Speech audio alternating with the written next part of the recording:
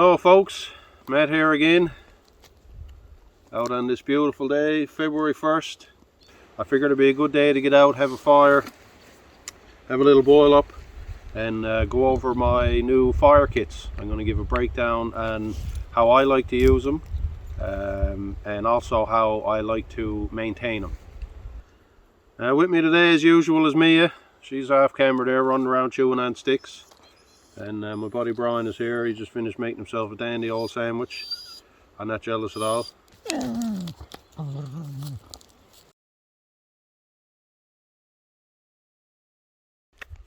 Alright, my fire kit. Let's get into it. First thing we're going to go over is the scraper. Now its main purpose, as you've seen in the video, is to scrape the spark off the ferro rod to ignite your tinder. But it also has other functions that come in handy.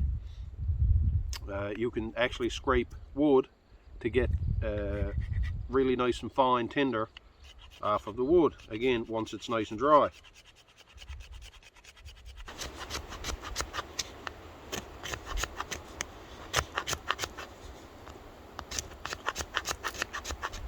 A lot of these videos you're going to watch, outdoor videos, bushcraft videos, most people will do this with their knife, and that's perfectly fine, and it's definitely a good skill to practice, because it is a skill that does need to be practiced in order to do it effectively. I'm always trying to find reasons not to have to take my knife out of its sheath unless I have to, just for the safety reasons behind it. The less time I got a knife in my hand, the less chances that something could happen. As safe and prepared as I am, you never know. So if you can utilize the edge of a scraper to get some real fine shavings off this, it also helps prevent extra wear and tear on the blade on your knife too. Because you can shave fine shavings with your knife, but you don't want to scrape with it because it will roll the edge on your blade. And you also have this little serrated little notch on the end, and that also fits this diameter of a stick. So again, you can get a couple of really good scrapes and get some really fine powder going from that, and that will also take a spark if you happen to not have any of the fire starters that I have made included in the kit. Now the next thing we're going to cover is my fire starters. I've already got the rest of my wood collected. I've got everything processed down to the size that it needs to be in order to build a fire. Take the time to prepare your material before you bother trying to light the fire. There's nothing worse than getting it lit and realizing you don't have the right stuff to keep it going. So I always put anywhere from 20 to 30 minutes into processing the wood just to get the fire started. Once you got a decent base, you can go around, you can collect a few more things, do a bit more cutting. So the starters. These are waterproof because they're impregnated with wax. So that it comes in handy, obvious, for a lot of obvious reasons. So the best way to get at them, in order to light them, especially you want to light them at one strike, is to tear them open and to get at the inner core. The inner core is still going to be more fibrous than what the outside is.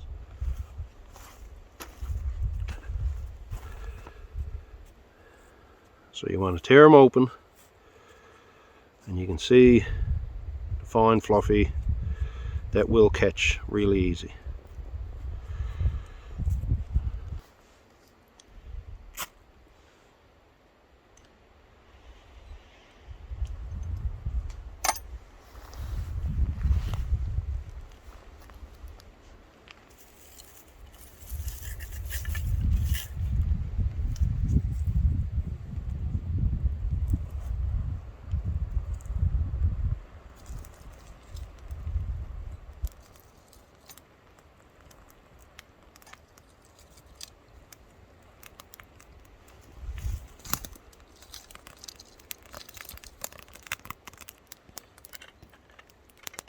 Alright, so now we're going to go over the pocket bellow. Anyone who's seen any of my previous videos has seen me use these and seen how effective they are. If you haven't seen them used before, most people see them in the picture and don't know what they are. So this is a pocket bellow. It extends out and it allows you to blow into the fire to reignite a fire that's dying down without having to get too close. I originally wanted to use this when I was using my firebox stove because, again, you need to get your face really close and you're blowing and the sparks are flying and you're burning your face. So it wasn't until I started using this that I realized exactly how effective it was at really concentrating your breath into the one spot, and it works fantastic. Again, check out any of my previous videos and you'll see how well it works.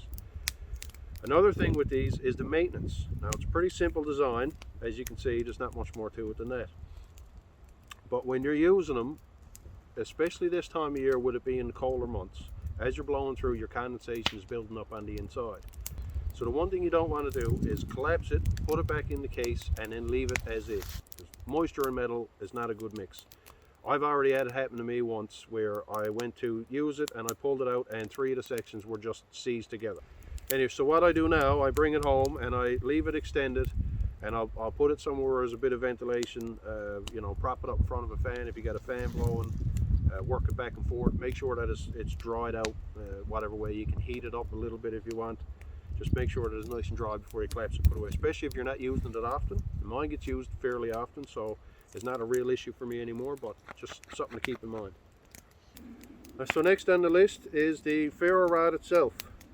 After a while of using one, especially if you're using uneven pressure, it tends to cause ridges. Now these ridges are going to reduce the efficiency because you're not getting as much contact, as much surface area, so you're not going to be able to remove as much material, get as good a spark. The way to fix that is to use a file. Take your file, roll your file over your rod. Here you can see, nice and smooth. So the next thing for maintenance on the rod itself is the handles. Now this isn't one of the ones that I've made recently, this is an older one that I've had. The handles on the ones that I'm making are made of mahogany, and once I get them shaped, I dip them in and rub on some boiled linseed oil. Now you can use mineral oil, you can use essentially whatever you want. You look online, people are using all kinds of stuff. Keeps it from drying out too much. So every now and then, if you find you're not using it very much, or if you're using it a lot, after a while it's going to start to dry out. You just keep that touched up, it'll help keep it from splitting or cracking on you.